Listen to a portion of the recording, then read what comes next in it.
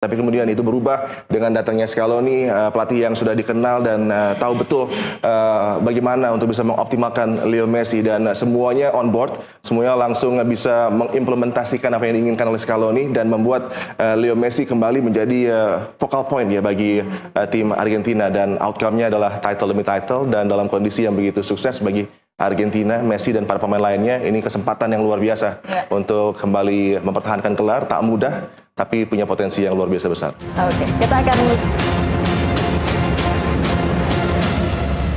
ngomong soal momen, Mas Wiwit. Ya, reinkarnasinya Diego Maradona ini, apakah akan menjadi momen terakhirnya Messi di Piala Dunia? Kalau Ronaldo kan bilang, Ronaldo masih akan optimistis, akan terus berlaga. Bagaimana dengan Messi? Kalau saya sih kemungkinan besar ini memang swan song-nya si Messi ya, turnamen ini ya. Mungkin ini turnamen terakhir dia, dan akan sangat hebat ketika Messi menutup cerita perjalanan dia di tim nasional dengan selalu menjadi juara di 4 turnamen. Dari Copa America 2021, Piala Dunia 2022, kemudian Copa America kemarin 2 tahun yang lalu, dan sekarang mungkin bisa juara lagi. Rasanya apa ya? Saya udah mulai nih prediksinya nih siapa yang juara. Bisa seperti itu, menang 4 kali berturut-turut di turnamen besar gitu ya. Bahkan Spanyol yang di masa jaya-jayanya 2008, 2010, 2012, mereka putus di 2014 di Piala Dunia, mereka gagal lolos ke fase grup. Nah, kalau Messi bisa melakukan itu, bisa 4 kali juara berturut-turut di turnamen, ini akan menjadi kisah yang menutup karir dia di tim nasional dengan sangat gemilang ya. Dan mendingan dia udah habis kalau misalnya juara gitu udah pensiun selesai aja dah. Daripada nanti 4 tahun lagi memasakkan diri main, mungkin masih bisa main ya, tapi hanya akan menjadi pemain cadangan, atau itu akan kalau menurut saya malah akan menodai perjalanan karirnya ya. Oke, Mas Adiani ditambahkan. Iya, setuju ya. Kalau Leo Messi bisa mempersembahkan title lagi, ini lengkap dan menjadi satu momen yang terbaik bagi dirinya untuk step down dari tim Argentina dalam kondisi di puncak ya. Ini hal yang tentunya akan sangat memorable, sangat dikenang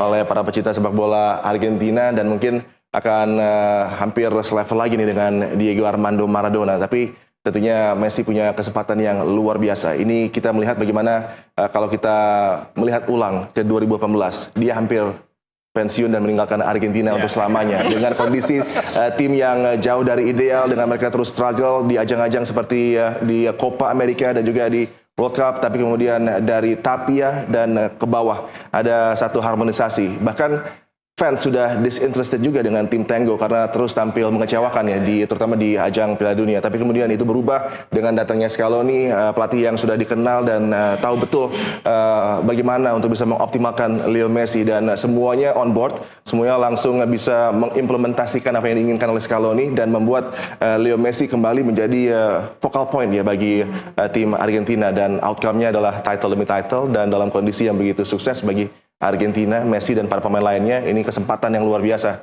untuk kembali mempertahankan gelar. Tak mudah, tapi punya potensi yang luar biasa besar. Oke, kita akan lihat head to head dari jumlah gol di Piala Dunia 2026. Nah, kita lihat ya. Oke, Spanyol ada cetak 13 gol, kebobolan hanya 1 gol, sementara Argentina cetak 19 gol, tapi kebobolannya 7 gol. Gimana nih lihat dari jumlah gol dan pertahanannya, Mas Wiwit deh silakan. Kalau saya bilang ini pertemuan antara tim yang nggak bisa, pertahanannya nggak bisa dibobol, melawan tim yang nggak tahu caranya kalah gitu. Oke. Spanyol satu gol loh sampai semifinal. Ini catatan yang nggak mudah di turnamen seperti Piala Dunia ya. Banyak tim-tim kuat yang harusnya bisa memberikan ancaman, tapi semuanya mentah di hadapan Spanyol. Paling hanya Belgia yang kemarin bisa mencetak 1 gol. Dan makanya kalau kita lihat jumlah golnya, Spanyol agak jauh dengan Argentina, beda 6 gol. 6 gol di turnamen seperti Piala Dunia itu cukup banyak gitu ya. Tapi dengan 13 gol ini cukup membawa Spanyol untuk lolos ke final. Sedangkan Argentina ini tim nggak tahu gimana caranya ngalahin dia nih. Argentina ya. Dia boleh kebobolan banyak, tapi mereka selalu mencetak lebih banyak gol daripada lawan. Itu ya membuat sekarang Argentina adalah tim tersubur di turnamen dengan 19 gol. XG-nya juga cukup banyak ya, cukup tinggi. Ya artinya di setiap pertandingan kita bisa menantikan Argentina mencetak minimal ya mungkin 1 gol atau 2 gol ya. Mas Adiani, dari kacamata Anda melihat dari jumlah gol dan pertahanan. Kalau dilihat dari jumlah kebobolan gol, maka kita akan terus teringat dengan perkataan bahwa defense wins you titles. Dan ini yang coba diraih lagi oleh De La Fuente dan juga Spanyol. Dengan mereka begitu solid, compact di pertahanan, tapi juga dinamis untuk memulai serangan dari pertahanan.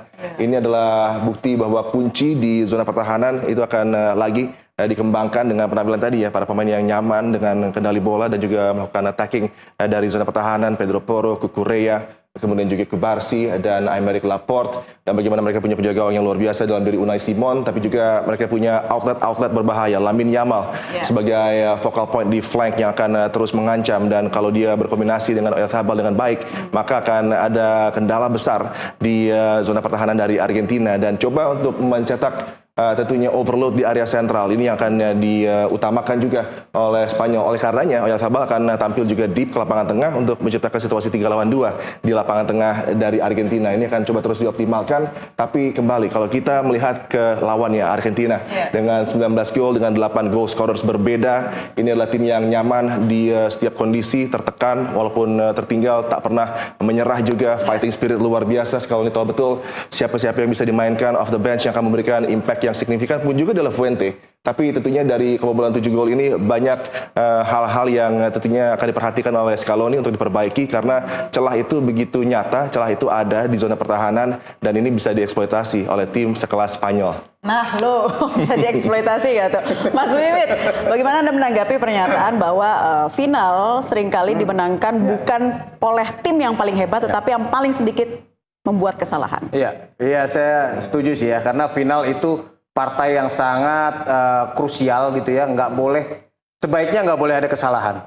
Karena tadi ada yang sempat bilang, kalau misalnya Argentina kebobolan dulu seperti semifinal lawan Inggris, mungkin sekarang comeback-nya akan lebih berat gitu, karena Spanyol susah dijebol gitu. Artinya kalau bisa ya jangan kebobolan gitu. Baik Spanyol juga gitu, sebaiknya jangan kebobolan, karena kalau kebobolan ya mereka akan bermain lebih terbuka, dan itu juga malah akan memberikan peluang kepada Argentina untuk memukul balik gitu. Artinya benar, saya setuju kalau final ini pertandingan yang sangat krusial, sangat beresiko buat masing-masing tim ya. Mereka tahu apa yang akan dipertaruhkan dalam pertandingan nanti. Artinya nggak boleh ada kesalahan. Kalau bisa zero mistake lah di pertandingan ini, baik dari Spanyol maupun dari Argentina. Oke, kalau bisa zero mistake. Nah, seperti apa nih PR masing-masing? Fine margin, small details akan menentukan sebuah partai final. Saya sangat setuju. Dan bagi Spanyol, mereka tim yang begitu teliti dan sangat rinci ya mempersiapkan sebuah pertandingan. Itu terbukti dengan De La Fuente dan para asistennya yang terus mencari cara terbaik untuk bisa mengantisipasi apa yang ditawarkan oleh Argentina, pun juga dengan Scaloni. Tapi kalau kita lihat dari line up yang ada, dari formasi yang ada, dari potensi ancaman yang sudah diperagakan oleh kedua tim di ajang kali ini, kita akan disajikan partai final yang menurut saya akan ketat, akan menarik, menegangkan, dengan kualitas luar biasa di setiap lini gitu kan. Dan kita akan nantikanlah aksi dari Lamine Yamal, Leo Messi, tapi juga jangan lupa supporting cast-nya ini yang akan memegang peran yang vital ya. Siapa yang akan bisa membantu bintang utamanya untuk bisa lebih bersinar, ini akan menjadi hal yang sangat kunci. Kita ngomongin jika ya, what if ya. Ketika di menit 80, dua-duanya sama-sama imbang. Siapa yang lebih diuntungkan nih Mas Wiwit? Kalau melihat perjalanan mereka di turnamen, sama-sama kuat sebetulnya. Spanyol udah berkali-kali mencetak gol di menit-menit terakhir. Apalagi juga Argentina beberapa kali melakukan comeback di menit-menit terakhir. Artinya ini berimbang nih. Saya mungkin nggak punya jawabannya. Apalagi kedalaman skuad juga relatif sama, berimbang gitu ya. Spanyol masih punya Nico Williams yang bisa dimainkan kalau misalnya dalam situasi terjepit. Apalagi Argentina masih punya Lautaro Martinez misalnya yang bisa jadi solusi seperti yang terlihat di semifinal lawan Inggris. Artinya mereka punya kebiasaan yang akan mendukung mereka bertarung sampai 90 menit kalau menurut saya. Mereka masih punya peluang untuk mencetak gol sampai menit ke 90. Mereka juga punya kedalaman skuad, punya pemain cadangan yang bisa mendukung itu ya. Artinya saya nggak akan heran kalau ini nanti akan bisa perpanjangan waktu. Mungkin ya. Perpanjangan waktu lagi ya. Gimana kalau perpanjangan waktu, coba deh Mas Adiani. Tunggu. Ini correct if I wrong. Kalau nggak salah Messi itu pernah sempat gagal penalti ya?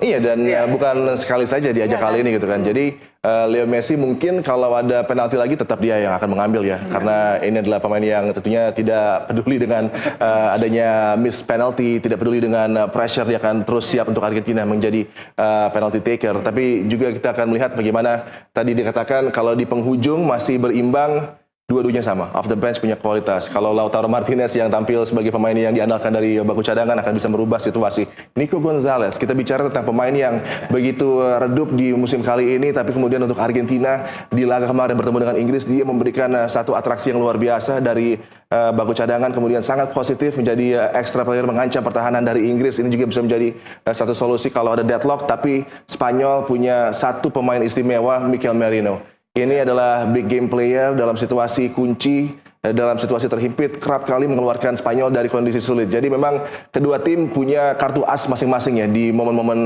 kunci seperti ini, momen genting yang bisa sangat menentukan. Tapi setuju dengan Wiwit, sepertinya akan ada tambahan waktu di sini karena kita sangat sulit untuk bisa membedakan kualitas yang begitu luar biasa. Kemudian juga bagaimana tentunya penampilan dari kedua tim akan saling membatalkan bintang-bintang yang akan bersinar juga luar biasa di laga ini. Jadi memang ini pertandingan ketat dengan adu strategi layaknya permainan catur yang akan ditampilkan De La Fuente dan Lionel Scaloni, dan potensinya bahkan nggak cuma extra time tapi adu penalti. Waduh, iya. Kita boleh berbicara strategi tapi tetap tangan Tuhan yang menentukan ya. 90 menit menuju keabadian seperti apa? Gestur akan kembali untuk Anda sesaat lagi.